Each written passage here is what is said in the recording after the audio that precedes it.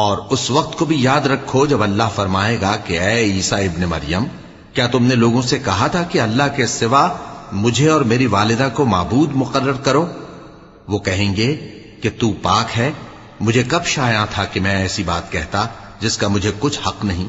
अगर मैंने ऐसा कहा होगा तो तुझको मालूम होगा, क्योंकि जो बात मेरे जी में है तू उसे जानता है, और जो तेरे जी में है उसे मैं नहीं जानता।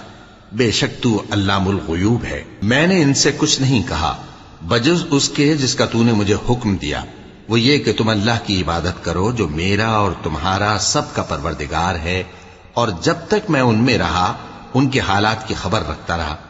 फिर जब तूने मुझे दुनिया से उठा लिया तो तू ही उनका निगरां था, और तू हर चीज से खबरदार है।